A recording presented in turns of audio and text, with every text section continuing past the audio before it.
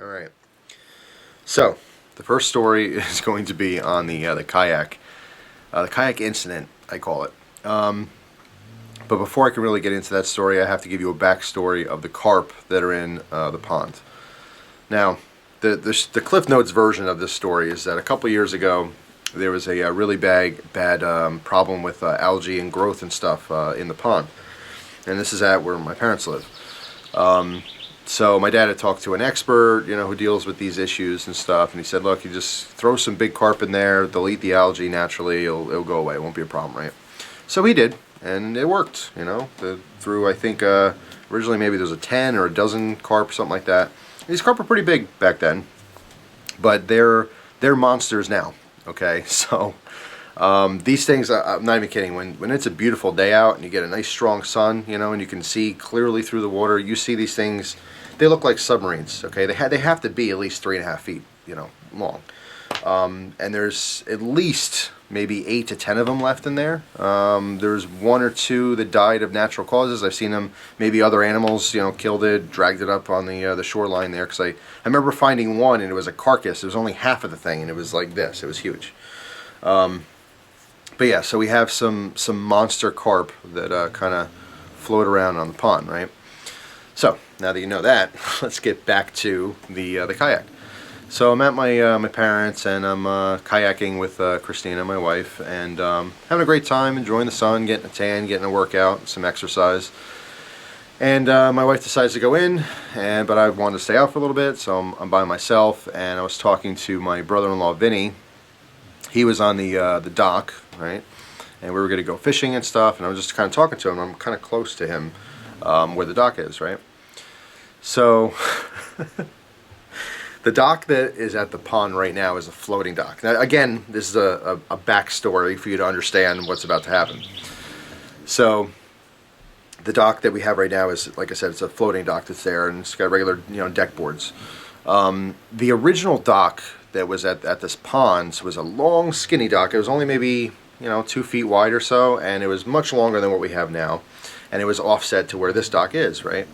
Now that dock was old and decrepit, and it was warped, and it was kind of like on an angle, and the little ladder that went down was all rusty and stuff like that. So eventually that got ripped out. Now when that got ripped out, the 2 massive posts that held it in at the ends could not be removed. The people who removed the original dock and built the next one, they tried multiple times coming back to the property there, and they could not get them out. They said that they had to be cut, we needed an underwater torch, and blah blah blah, and they weren't capable of doing it. And they tied some chains on it and tried to drag it out with their big old trucks and stuff, and they just couldn't get them to budge. So long story short, they're still in there. So where the old dock used to be, there's 2 like 8-foot poles, right, that are dug. I mean, they're longer than 8 feet because they're in the ground, but they're probably, I don't know, a foot around, maybe a little bit less, maybe like 8-10 inches around or something like that. But they're in the water, and they go all the way up to about maybe a foot from the surface, okay? So if it's just an okay day and it's not too sunny, you don't even see them. On a nice sunny day, you'll see the tops. They're white. They're like the caps to the poles, right? So I know they're there, and when I use the boat and when I go kayaking, I know to avoid them, right? So you kind of see where maybe this story's going. But I forgot about them, and I'm talking to Vinny, and I was talking about the kayaks. It's the first time Vinny saw me kayaking and stuff, and he's never been kayaking before, and I was saying, oh, you'll love it, you could try it sometime if you want, and I'm kind of, showing him how to use the paddle and just having some fun, right? I completely forget these things are there. And normally, like I said, I don't go in this area with the boat because I don't want it hitting or scraping the boat. So I'm not paying attention, and I'm like showing him how to turn around. And my kayak, here's the 2 posts, right? And here's me in the kayak. So I'm like, oh, check this out. This is how you do this, right? And I come in between both poles, right, or posts, and I don't know the posts, and the kayak hits it. It rubs on the bottom. So it's bouncing back and forth, like boop, boop, boop, boop, boop. And so to me, I'm just kayaking, and I feel the kayak starts shaking and bumping, and it feels like, and what I think is happening at this moment is the carp are attacking me. I thought the carp were just literally attacking the kayak and trying to flip me over and eat me, okay? Because obviously in the exact moment, I didn't have much time to think about that being completely ridiculous. The carp don't even go by. If you have the boat by them, they go completely away. They would never attack you. They would never flip your kayak. But that's what I'm thinking of. Is, you know, in the moment, that's what I think's happening. So like I start kind of freaking out. I'm like, oh damn! I don't even remember what I said exactly, but I thought the damn carp were attacking me and trying to flip me over. So like right as I'm done, and I'm starting to get speed now because I'm trying to get away from this attack, or so-called attack. And Vinny's like, you know, he doesn't know what's going on. He's kind of like, and immediately after I left, he sees the top of the post because the kayak like cleaned off the growth that was on them, so they're bright white on top now. And he was laughing, just dying laughing. He's like, dude, those are the posts, you know. I'm like, oh god damn, I thought I was getting attacked by the carp. So that was a pretty funny moment that we shared together. I'll tell you another quick story that happened on 4th of July involving the ponds.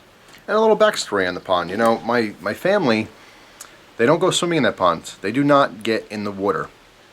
My father, my mother, they'll go out in the boat, you know. They'll do fishing from the dock. But they do not get in the pond. No one gets in and swims. My sister, my brother-in-law, my niece. Well, my niece is young, you know. But they don't go in the pond. My wife doesn't even go in the pond. She'll do kayaking. She'll get in the boat, but she will not just jump in and swim. I have yet to see anyone jump in that pond. So the reason is because of the abundance of wildlife. Okay, you think, oh, you know, oh, it's gross with the fish. No, not really. No one really cares about that. It's the snakes. We have a lot of snakes. And you see them. You see them in the water. We have northeastern water snakes. Big old fat black snakes. Now, they're not poisonous, but I hear their bites are extremely painful. There is rattlesnake in the area, you know, which I know for sure, which I'm kind of keeping an eye out for. But they obviously not an issue in the water. The water snakes, yes, clearly they have no problem swimming around. But besides the snakes, the snapping turtles, just massive snapping turtles. My dad's concerned and worried that, you know, if I go in the pond, that it'll, you know, bite a toe off.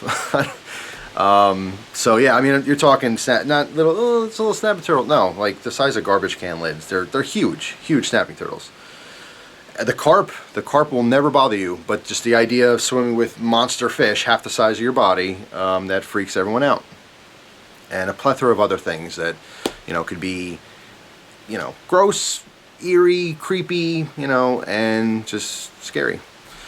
So yeah, it's basically just the wildlife. You know, my family's worried about just getting touched by something or bit by something. It just freaks them out. So it's 4th of July. And we're all, you know, we had a little fire going down there. I was teaching, actually it was so awesome. I wish I would have filmed it, but my niece Kaylin, she's starting to get interested in like how to make a fire, and oh yeah, you gotta talk to Uncle Jeff about how to make a fire, right? So I was teaching her, and she was breaking sticks for me and stuff for kindling, and it was awesome. It was a really cool moment for me as an uncle to get her into that stuff. I can't wait until she is allowed. I have to ask my sister and my brother-in-law, but she can have her first knife responsibly and stuff. That's a proud moment for me. And of course, I have a nephew, Carson, and he just turned 1 recently, and I can't wait till he gets older as well. They will have the coolest knife collections of anyone in their class, I promise. But anyway, so she's doing the fire with me and stuff. We got a nice big fire going and doing the marshmallows and stuff. And it was hot. It was really hot. And at some point I said, you know what, I'm going to jump in the pond to cool off. And everyone's like, oh, you're not going to jump in the pond, whatever. So I started walking out, right? Walking out to the dock. And I started running. And I knew what I was going to do. No one else had any idea what I was about to do. So like, oh, everyone just kind of looked over. Why is Jeff running? And I'm booking it. And I'm running as fast as I possibly can. I get to the edge of the dock, and I just made a leap for it, right? Right in the water, and it felt so good. It was so refreshing. And, you know, I'm kind of swimming underneath the water for a little bit. And I finally pop up, and everyone's like going nuts. Oh my God, I can't believe you jumped in the pond. And I know it doesn't sound like a big deal, but like I said, everyone is deathly afraid. Like, there might as well be a Loch Ness monster in this pond, you know, or who knows what. Some kind of mythical creature everyone's actually afraid of. You'd think Jason was about to, you know, walk out onto the shore.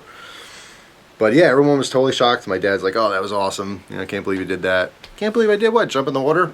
So I hope I broke the ice on everyone being scared of the ponds. Because guess what? Nothing happens. You know, there's big things in that pond, but I promise you, nothing is in the pond that's bigger than a person. So if a human being jumps in there and makes that massive splash, and I still do make quite a big splash, everything goes away. You know, the wildlife swims away. It doesn't want to be by you because it doesn't know what you are. It doesn't know if you can eat them, you know.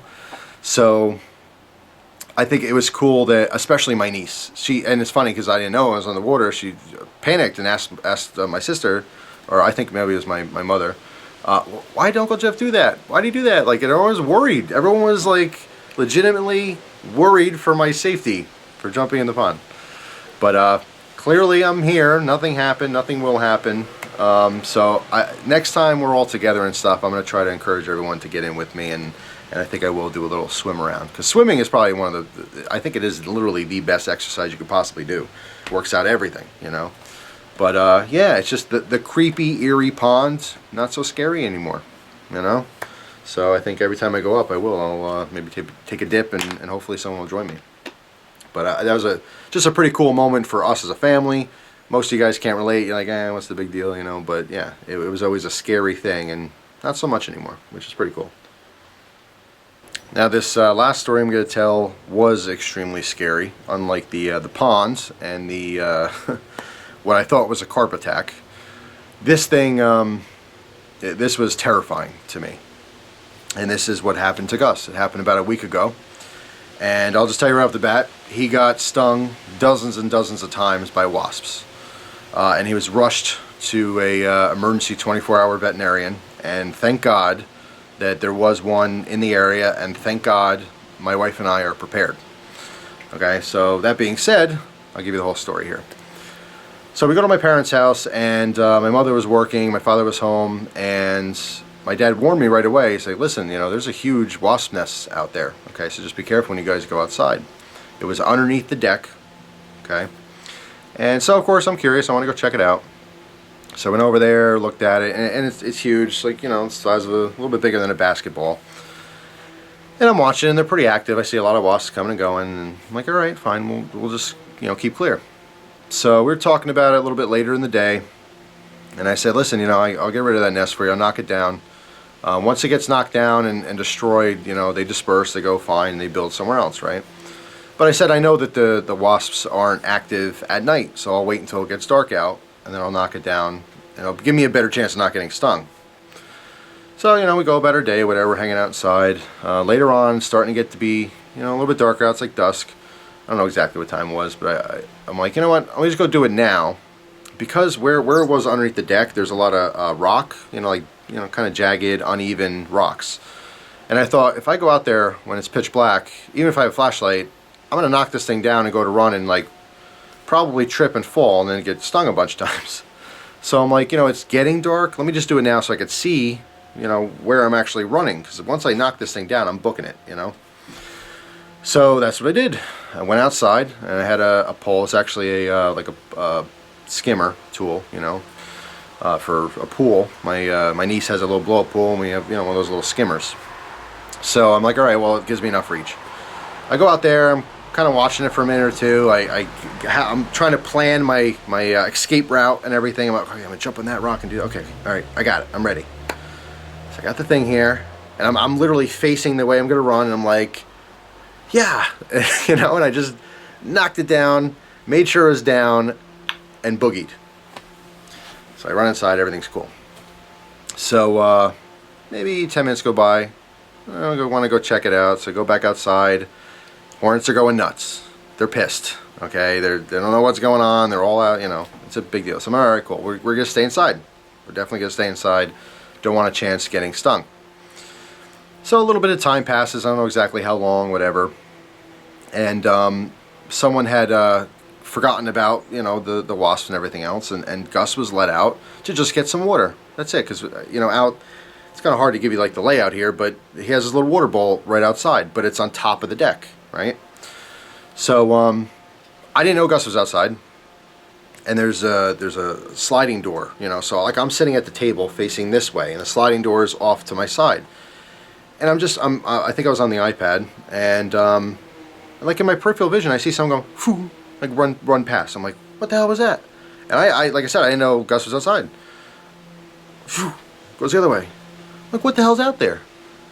And then I think it was Christina. She's like, oh, I think it's Gus. I'm like, oh, I didn't know Gus was outside. They didn't really think much of it. This is way later, by the way. So, like, I'm not thinking about the wasps, So I go to the door, open the door. Gus comes bolting in, right? And he's, like, freaking out. He's rubbing his face on everything, and he's, like, huffing, and he's trying to itch his head, and, like, he's going nuts. Immediately, we all realize, oh, my God, he got stung. The wasps, they're out there. They're still pissed off. They have no home. They're flying around. Poor Gus. Gus got stung. And we didn't know how bad it was, right? So he's rubbing on the carpet, because the house is carpeted and stuff. So he's rubbing up against the couches, and I'm like, oh my God, like, he must have got stung a lot, So I'm scratching him, like, he's coming over and he's rubbing on my leg and stuff. So I'm, like, scratching his head, and I can see that there's a certain spots that were, like, really red. I'm like, oh man, he looks like he got stung on the head, and he was licking his paw, and he got stung everywhere. I don't know exactly how many times. And here's the thing too, is I don't know if he got stung once or twice and he was extremely allergic to it, or he got stung 1,000 times. I really don't know. So, and of course with the wasps, they don't leave their sting. They'll sting repeatedly. Unlike a bee stings you, they get the sting once. And then when they go to leave or whatever, it rips, the stinger stays in you, and it rips it out of its body and it dies. So there's no stingers anywhere because they're wasps. So it could have been one wasp that stung 100 times, could have been 100 wasps that stung once. I don't know the number of wasps or the number of stings, but I know it was bad. So maybe 5 minutes go by, and Gus, there's red spots appearing on him. Like, oh my God. So Christine and I immediately turned on the tub and got some cold water going, and we put him in the tub. And without any shampoo or dog soap or anything like that, we just cooled him off. I had a cup, and I was pouring water on him. I figured, if you get stung, it's itchy and hot and irritated, so maybe the cold water will help. And I was kind of massaging him and rubbing him and stuff, and he seemed better. He seemed much better. He was cool, and he wasn't irritated. He wasn't itching. You know what I mean? He was starting to relax a little bit. He was panting, but he was panicking, he doesn't, I can't explain to him, hey, you got stung, it's going to go away, you're cool, don't worry about it. He's obviously freaking out. But he's calming down in the tub. So I'm like, okay, good, he's calming down. I get him out of the tub, we dry him very well. He's sitting, we put a fan on for him. He's sitting in front of the fan and whatever. And I'm staring at him the whole time, watching him. And he's not itching as much now, and now he's just like he was slowly licking his paw, and then he kind of rubbed his face a little bit. And I'm like, okay, well, hopefully this is over, and he's going to just relax. I want him to fall asleep, and feel better. And I'm looking at him, and I can tell that he's starting to swell up. And his eyes, like his brows, they started really getting big. I didn't see it happening, but like I looked at him, and I'm talking to Christina, and I looked at him, and I talked to Christina, and I looked at him, and every time I turned to look at him, they're getting bigger and bigger and bigger. And then, like, I call him over, and I went to go pet his face, and when I went to go pet his face, his big old lips were heavy. They felt like sandbags. I'm like, oh my God, he's having like a reaction. He's swelling up too much. And then I started thinking about anaphylactic shock, and like, can he breathe? Because he's huffing too, because he's panicking, and he might be a little bit hot, but I didn't know if he was having a hard time breathing. So like, I'm like, we got to get to a vet right now. So we're on my father, me, and Christina. We're all on the phone, and trying to figure out where the vets are. And my father called my mother at work, and where's the nearest vet? So we got a hold of one of the vets that was like, they were like 25 minutes away, and they're a 24-hour emergency vet. So at this point, it's like 11 o'clock at night. Like, thank God there's something in the area. And as I'm talking to these people on the phone and looking this up, whatever, I can see his whole face is just swollen, like ridiculous. He did not look like Gus.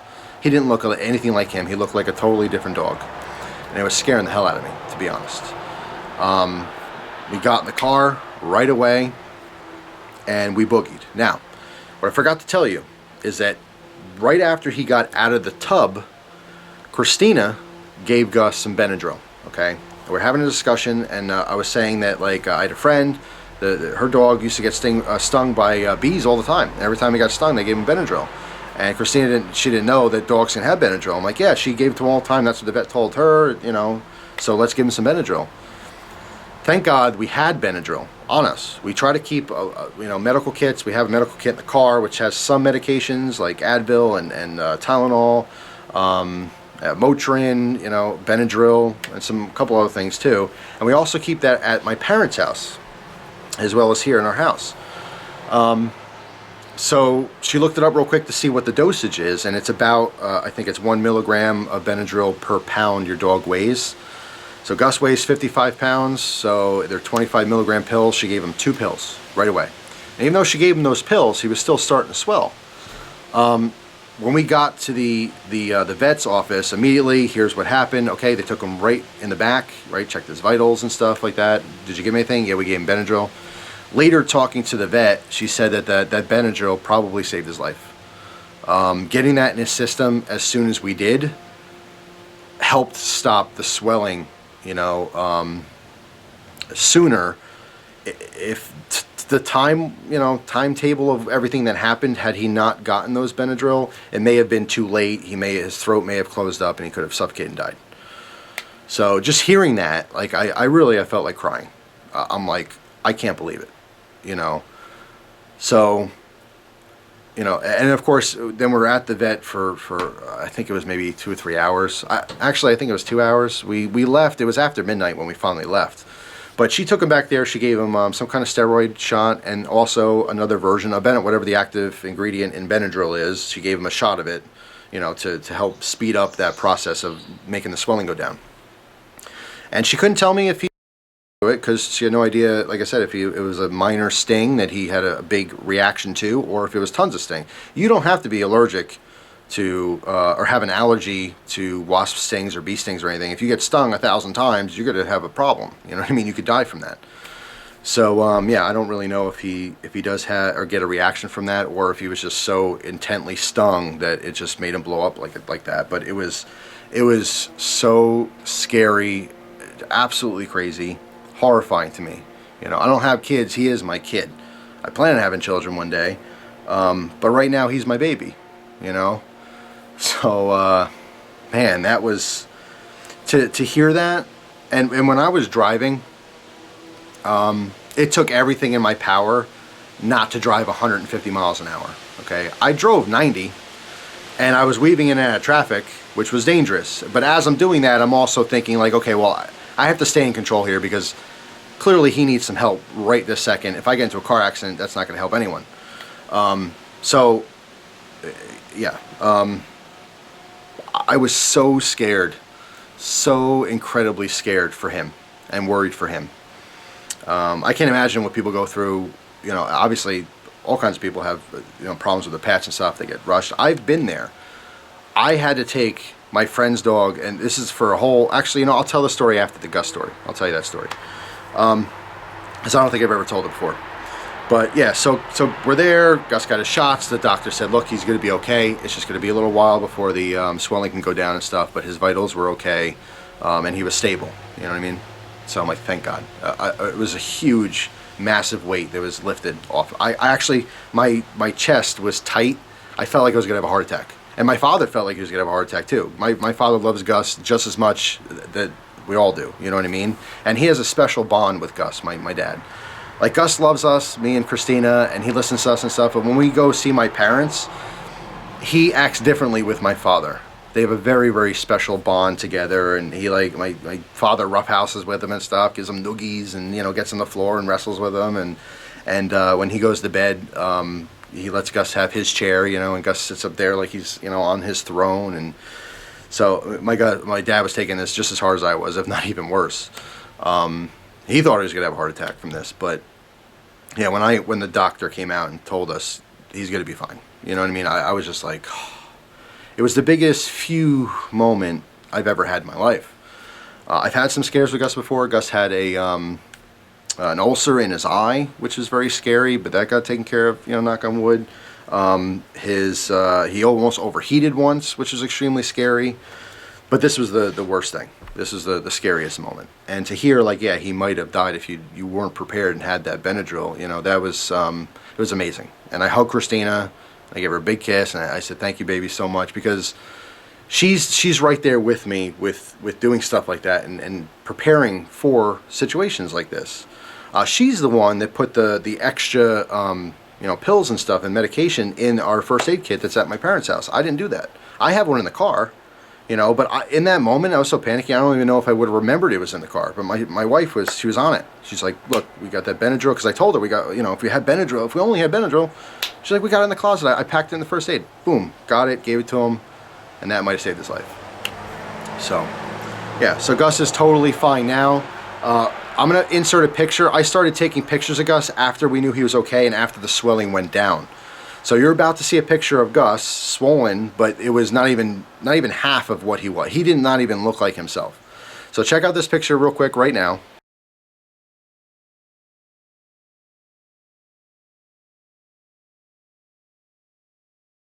So yeah, you could see him swollen there, but you can imagine that being 10 times worse. It was incredibly scary to see him like that. And of course the Benadryl made him tired and sleepy and stuff, so he slept the whole night very well, snored very loud. And the next day when he woke up, he was looking much better. Even the next day he was still a little bit swollen. It still took probably 30 or 40 hours for that to completely go away. And it was just a really crazy, scary moment for me. But thank God he's still here and okay, he's fine.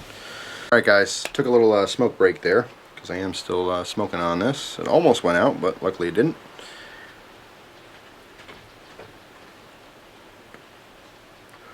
I'm back to tell you one more story before I go.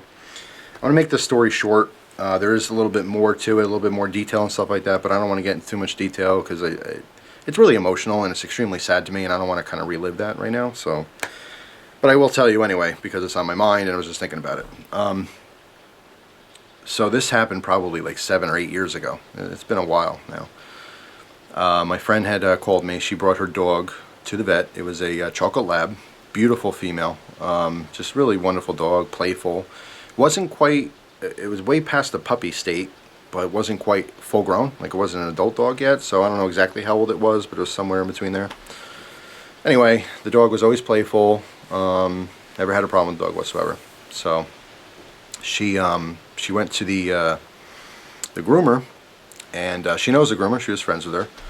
The dog was getting a bath and the dog attacked the groomer. Bit her on the fat part of her arm here and just tore her up. I mean, blood everywhere. Almost ripped part of her arm off.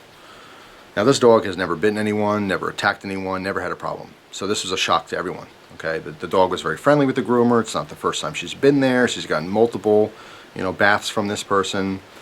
So anyway, so I didn't witness this. I was home.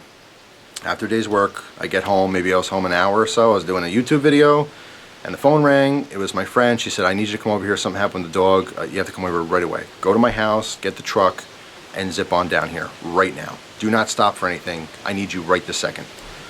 So I'm like, alright, cool, stop my video, locked my door, and got her truck, went right to the groomer. She comes running out with the dog is soaking wet. At this point I still don't know what happened. I found out what happened after the fact. So she puts the dog in the passenger seat of the truck. It's a big Dodge Ram. It was a 2500 extended cab, the whole thing. It was a huge truck. Put the dog in the front passenger seat. Tells me to go to the vet, and when I get there to call her. So I did just that. I didn't know what's going on. I thought the dog was hurt. I thought the dog was hurt because something happened at the I thought maybe he fell out of the tub, or she fell out of the tub, broke her paw. I have no idea what happened. So I rushed down to the vet. I get there, I call her. She said, listen, the dog attacked the groomer. The groomer is severely hurt, and I'm having the dog put to sleep. So I'm like, I said, why do I have to be here? Her husband was doing something that was work related too, and there's no way he could have left work. It was very important when he was doing it at that moment. That's why she called me. She knew I was home. So I said, I don't want to do this. I don't want to. I never put a dog to sleep before. I haven't. My family dogs have passed away. My whole life, whatever pets we've had have passed away naturally. Luckily, they never got hit by a car. They never had to be put to sleep. They never had some disease from being old. They just literally died in their sleep, woke up, our pet's dead. You know what I mean? That was my experience with animals dying my whole life. Pets, anyway. So I'm like, I've never done this before. I don't want to do this. And I love this dog. I spent all the time with my friend. I knew this dog. I knew all of her dogs, and I didn't want to do it. She said, look, you got to be strong. You got to do this to me. You have to. It has to be done right now. You're the one there. You have to do it, please. So I said, all right, fine. I'll do it. And at this point, I don't know. I didn't know how severe the attack was. I didn't know what was going on. I really didn't. I was totally in the dark, but I trusted her. I said, all right, fine. So I'm there for like 10 minutes. The vet came out. We brought the dog, and the dog is crying this whole time because the dog doesn't know what happened. I'm sure the dog was scared. You know what I mean? The dog didn't know what was happening, but obviously the dog was there for the attack, and I'll explain in a minute what actually happened and why the dog attacked her. But so we go into this room. The vet comes out, and it's like this very somber thing. So okay, I'm gonna do this. You have to do this. I'm holding the dog, and I'm petting her and telling her it's gonna be okay. And then she gets, the lethal injection shot, whatever they do to put a dog asleep, and the dog died in my arms. And it was really bad, really bad. I held it together until I got back in the truck. When I got back in the truck, I just started crying like a little girl who dropped her ice cream in the sand. It was too much for me. I was not prepared for that. I didn't know I didn't even know what happened. I was upset because I thought my friend was overreacting. I didn't know what really, how severe it was. I just thought she was making the wrong decision. I said, this could be worked out. We can work it out. I don't know why she did this, and why I had to do it, It was a situational thing. I happened to be available, and she trusted me. That's why I was there. That's why I was the one doing it. So, yeah, that was extremely emotional for me. When I got back, she explained the whole situation to me, and then later we found out they did like an autopsy, and she had something on her brain, the dog. And they still don't, the vets don't quite understand how this works, and I forget what it was called. There's a specific name for this thing, but basically she gets these little moments where she's in intense pain, and they can last like a split second, and the dog will freak out, or sometimes they can last minutes or whatever. The vet said that if she wasn't put to sleep after this incident, it would have happened again, because it's such an immense pain. The dog doesn't know what to do. So when the dog attacked the groomer, it's because the dog was freaking out in pain. It wasn't because she was trying to hurt the groomer. Her biting and locking down on the groomer's arm, that was just a knee-jerk reaction for the dog being in so much pain. She thought maybe that the groomer was hurting her or something, So later, I came to the realization that, and after talking with the vet and my friend and stuff like that, that the dog had to be put to sleep. Number one, because she attacked this person. And, obviously when an animal attacks someone and severely hurts them, they get put to sleep anyway. But, it's something that would have happened again in the future, possibly. And it could have been anyone. Could have been my friend, could have been me, or whatever. She wasn't targeting this person. It's just she was in immense pain, maybe thought that she was hurting her. I don't know.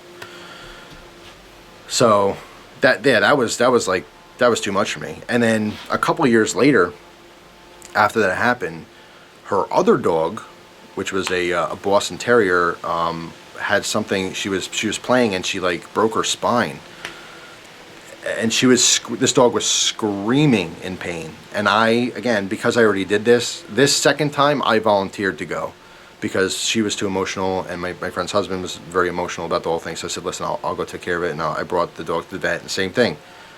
Held her in my arms. There was another female. Held her in my arms, pet her as she got the shot, and her screaming slowly went down to nothing. And it was just like, oh my God. So I don't know. I mean, some of you watching the video, you've had to put your pets to sleep before. You've gone through stuff like this. It's too much, man. I'm an emotional guy, and I'm such a pet lover. I love animals, and it's I don't know. It's extra sad because animals seem helpless. When animals are in pain, it's different than people for some reason. Obviously, I have sympathy for people in pain too, but I don't know. It's just different. Children, animals, and the elderly. They just seem, I don't know, like more helpless than just an average adult person, So you feel extra bad about stuff.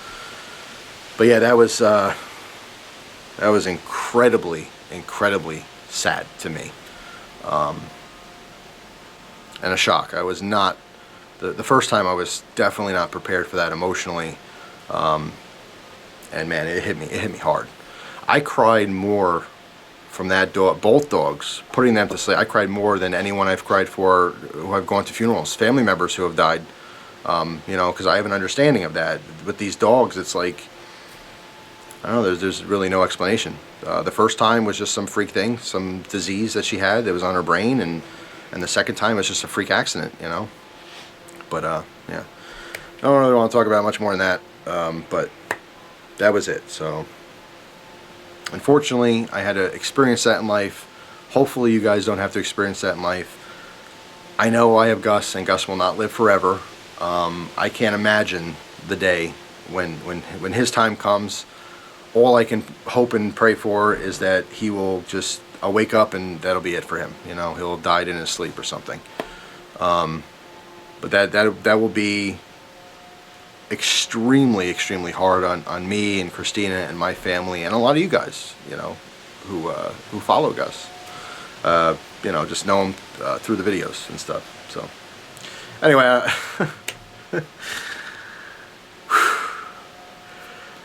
just talking about it is too much. So I'm gonna get going. I'm gonna finish this cigar, get my my stuff together here, regroup a minute. Oh, that's gonna be a bad day.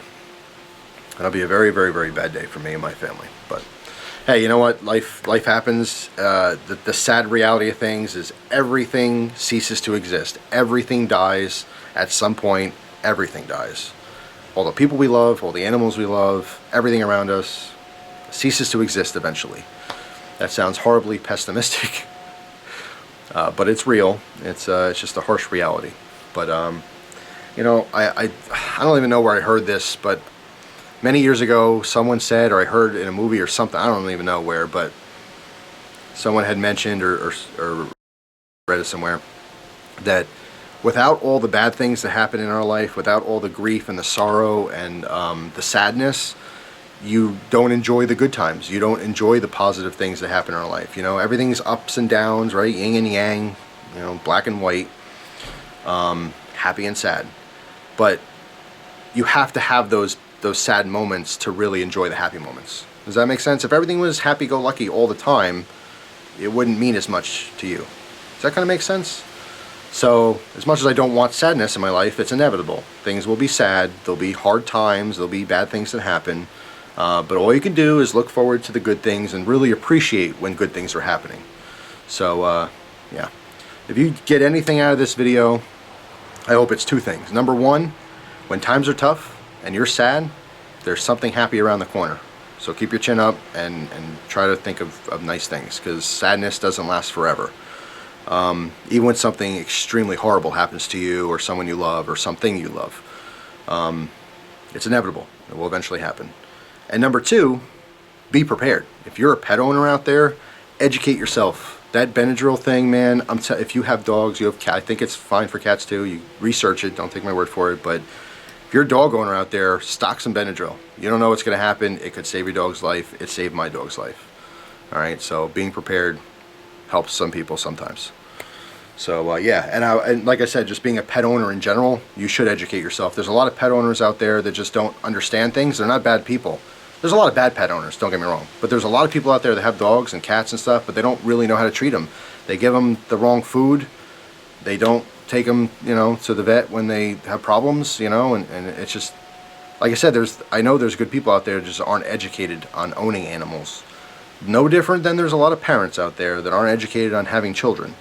And a lot of people make a lot of wrong decisions and mistakes. So, I don't know, hopefully you guys will, you know what I'm talking about. But if you are a dog owner, look into stocking Benadryl and what your dog can have if something bad happens, because who knows, maybe it'll help you like it helped us. So that's all. I'm gonna get back to smoking this cigar and try to think of some happy thoughts, because I'm kind of depressed now, to be honest, talking about these things. So, alright, thanks for watching, guys. I hope you have a wonderful day. I hope your pets have a wonderful day. And when I see videos like this and hear some bad stories, first thing I do is I go give Gus a big old hug and kiss and tell him I love him and stuff. And maybe you'll do that too. Go give your dogs and cats and parrots or whatever you have, go give them a big old kiss and hug and give them a treat or something. So I'll see you guys soon. Thanks for watching. Thanks for listening. And I hope you guys have a great day. Take care.